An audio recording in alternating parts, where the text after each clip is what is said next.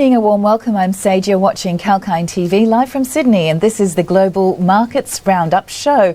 Let's take a glance at how the global markets fared last night, starting with the US markets. The global stock prices fell sharply Tuesday after some indexes briefly touched new highs as tumbling bond yields, lower crude prices and China's latest tech crackdown and expectations of a hawkish Fed report on Wednesday waved red flags at investors. The Dow and S&P 500 fell on Tuesday as investors took profits in some of the groups tied most closely to economic growth, while the Nasdaq edged higher to another closing record. The Dow Jones Industrial Average fell 204.9 points, or 0.59%. The S&P 500 lost 8.74 points, or 0.20%. And the Nasdaq Composite added 24.32 points, or 0.17%. Stocks of several Chinese companies fell sharply after regulators in Beijing launched cybersecurity probes into several prominent firms, including DD Global Inc., Boss Xipin and Full Truck Alliance. DD stock fell more than 22%. Full Truck Alliance dropped around 18%, while Canjun plunged about 12% in the intraday trade following the news about DD's latest brush with Chinese regulators. The ride-hailing company was ordered to take down its app from the app stores. And moving on now to the currency space. The dollar gained against a basket of peer currencies on Tuesday following the US Independence Day long weekend as traders positioned themselves ahead of the release of the minutes from the US Federal Reserve's pivotal June meeting. The US dollar futures index increased 0.13%. And let's move on again to the bond yields. This time the US Treasury yields fell on Tuesday with the benchmark 10-year note poised for its longest streak of daily declines in 16 months as investors look for cues on the Federal Reserve's policy path, and after data signalled the service sector expanded at a slower pace. The yield on 10-year Treasury notes was down 6.4 basis points to 1.368%. The yield hit a low of 1.352%, its lowest since Feb 24th, and was on track for a sixth straight session of declines. And now let's look at the commodities space. Gold rose on Tuesday, bouncing above the key levels at one point, bolstered by a retreat in the US bond yields, while the investors watched for minutes from the Federal Reserve's last policy meeting to gauge interest rate trajectories.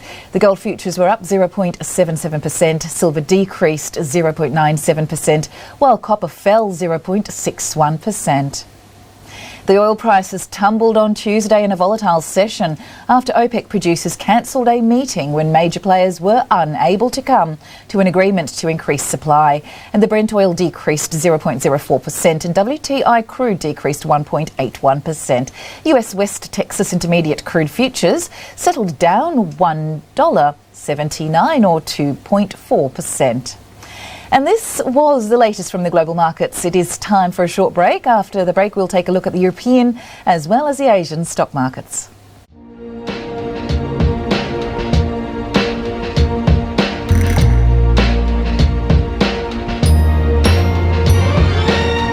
Property by 𝐾𝐤𝐴. Looking for a dream home?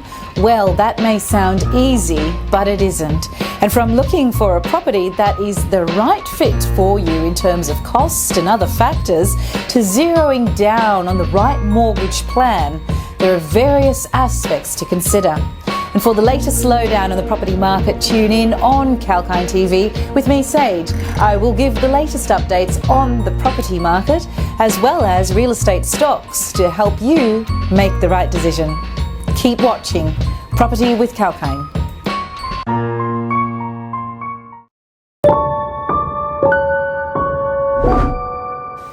Welcome back, Sage here. You're watching 𝐾𝐤𝐴 TV live from Sydney. This is the Global Markets Roundup show. Let's now take a look at the European and Asian stock markets. The European stocks retreated sharply from a two-week high on Tuesday, breaking a three-day winning streak as investors flocked to the bonds on worries over risks to rebounding global economic growth. The Pan-European Stock 600 index fell 0.5%, with the automobiles and parts index sliding the most, down 2.9%. Worries about supply chain bottlenecks have weighed on the index since it hit 2015 highs in early June. Government bond yields across the euro area fell to their lowest levels in at least 3 weeks, and safe haven German bonds showed their best performance since March on Tuesday as caution surrounding the global economic outlook crept in. Germany's 10-year bond yield fell almost 6 basis points on the day, and slightly less than the US Treasury yields, to as low as 0.271%, its lowest levels in around 3 weeks and its biggest daily fall since March. Moving on now to the Asian markets.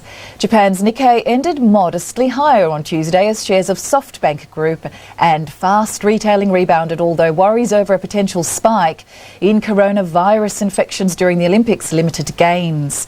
The Nikkei share average closed at 0.16% higher, giving up earlier gains of 0.5%. The broader topics gained 0.28%. Yields on Japanese government bonds ended mostly higher on Tuesday, taking cues from a spike in European yields in the previous session, while the longest dated paper got support from a smooth auction of 30-year debt. And the 10-year JGB yield rose 1 basis point to 0.040%, while the benchmark 10-year JGB futures fell 0.11 points. Let's now take a look at the next market in Asia. Chinese stocks ended lower on Tuesday, with healthcare and tech firms leading the losses as the local investors remained wary of lofty valuations of certain sectors. The blue chip CSI 300 index edged down 0.1%, while the Shanghai Composite Index ended flat. And China's yuan ticked higher against the dollar on Tuesday on a firmer official guidance, with investors awaiting minutes from the Federal Reserve's last policy meeting in China's June inflation data before betting on the currency's move. And in the spot market, the onshore yuan was changing hands at midday, 22% in point firmer than the previous late session close.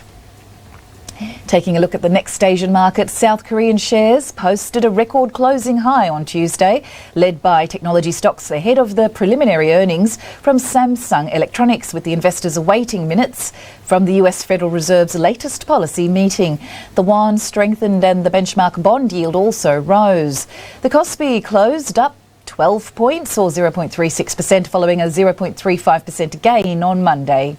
The yuan ended on the onshore settlement platform 0.19% higher. And now it's time for the European and Asian markets. And we'll take a short break. We'll be right back with you after this.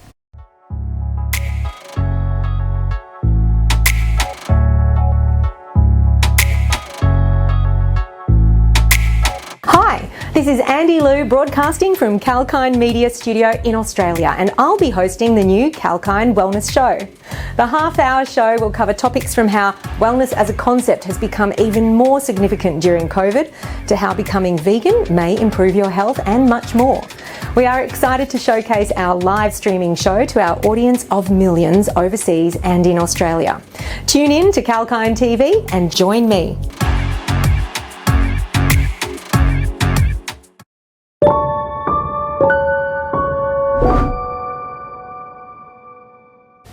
Welcome back, Sage again. You're watching 𝐊𝐚 TV live from Sydney, and this is the Global Markets Roundup show. We were just about to take a look at the markets a little closer to home. On Wednesday, the ASX 200 is likely to stay on a flat note in the morning trade, a day after the Reserve Bank of Australia took its first step towards tapering its massive stimulus program. On Tuesday, the benchmark index fell 0.73%, and during the early trading hours, the Australian dollar firmed but lost all of its gains during the end of the session, as the country's central bank said it would decrease the pace of its bond buying campaign from September, but also affirmed that a rate hike is not on the cards until 2024. The Aussie dollar fell 0.42% as the RBA ended its July 2021 policy meeting by keeping the interest rates intact at 0.1%. On Tuesday, Bitcoin traded almost flat with a minor gain of 0.41%, while its peers Dogecoin was down 0.43% and Ether was down 4.27%. Let's look at the ASX-listed companies likely to be under the investors' radar today. The tech-heavy Nasdaq again closed at a record high, rising 0.47% on Tuesday, indicating a positive opening of technology shares on the Australian bourse. And shares such as Afterpay, Xero and 𝐧𝐞 Limited should be on investors' radar. On Tuesday, the crude oil retraced from the higher levels after the Organisation of the Petroleum Exporting Countries, or OPEC, and allies known as OPEC Plus cancelled a meeting due to clashes over plans to increase production to meet rising global demands, and this includes the United Arab Emirates rejecting an 8-month extension to output curbs. Australian energy players such as Woodside Petroleum, Santos and Viva Energy Group could face decent selling pressures today. And on Tuesday, the gold price is notched higher, bouncing above an important level. A retreat in the US bond yields has bolstered demand for the yellow metal, while investors watch for minutes from the Fed's last policy meeting to gauge interest rates paths. And in the Australian gold miners such as Silver Lake Resources, De Grey Mining and St Barbara are expected to have a positive session today. On Tuesday, Chinese steel futures rose on the back of higher raw material prices, although slowing auto sales and construction activities capped the gains. The iron ore futures for the September month delivery on the Dalian Commodity Exchange closed the session 2.8% higher, and the copper prices pulled back from the rally on Tuesday after the US dollar rebounded and oil prices slid from higher levels. The 3-month copper on the London Metal Exchange fell 2.5%, and the local miners such as Rio Tinto, BHP Group and Fortescue Metals Group should be under the investors' radar. Thanks for joining us on that report. That's all for now. Please stay tuned with Kalkine TV for more live market updates. We'll be back with more news on the markets, economies and diverse themes and sectors. Sage signing off.